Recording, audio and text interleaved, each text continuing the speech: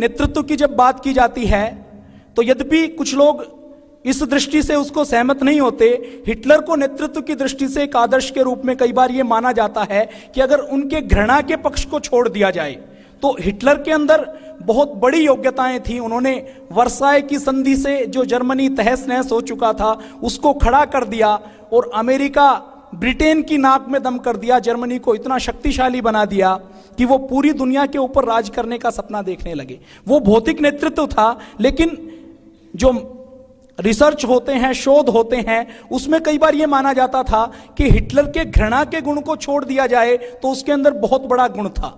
Hitler क्या मानता था वो मैं एक छोटी सी बात आपके सामने रखना चाहता हूं। 1942 में जब नेताजी सुभाष चंद्र बोस देश को आजाद करवाने के लिए देश के बाहर अफगानिस्तान के रास्ते, रूस के रास्ते जब जर्मनी पहुंचे तो उन्होंने हिटलर से मुलाकात की। तो हिटलर से मुलाकात की तो जर्मनी में एक शब्द आता है फ्यूरर। फ्यूरर का जर्मनी भाषा से अगर हिंदी करें तो अर्थ होता है नेता।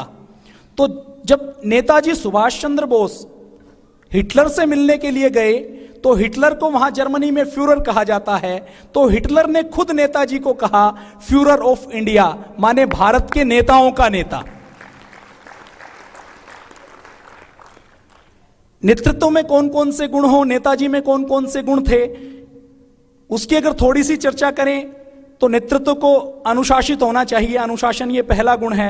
उसके बाद नेतृत्व में योग्यता होनी चाहिए, नेतृत्व में निर्भीकता होनी चाहिए, नेतृत्व में त्याग की भावना होनी चाहिए, बलिदान की भावना होनी चाहिए।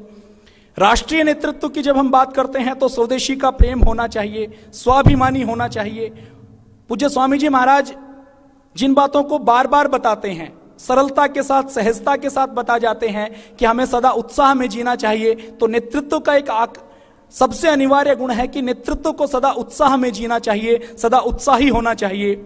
नेतृत्व में फिर अगला गुण पूज्य स्वामी जी महाराज जैसे बताते हैं कि अच्छा वक्ता होना चाहिए। नेतृत्व का एक और गुण है कि उसके अंदर दुख सहने की, अपमान सहने की शक्ति होनी चाहिए।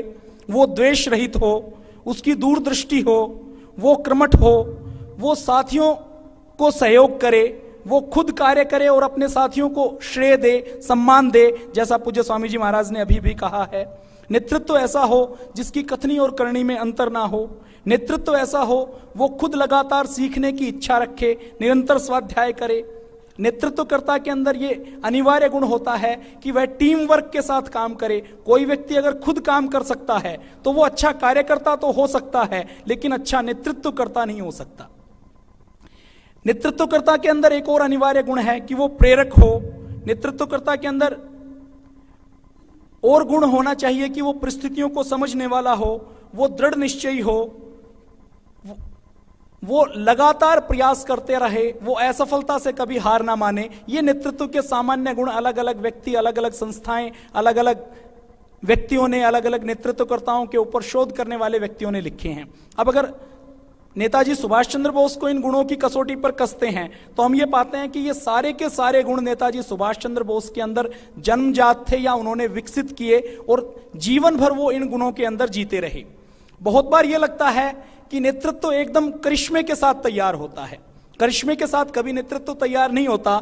और बहुत बार तो ये लगता है कि जब कोई अच्छा नेतृत्व करता होता है तो उसको जीवन में सम्मान नहीं मिलता। नेताजी की भी अगर बात की जाए तो नेताजी को भी उस समय भारत में बहुत से लोगों का अपमान सहन करना पड़ा।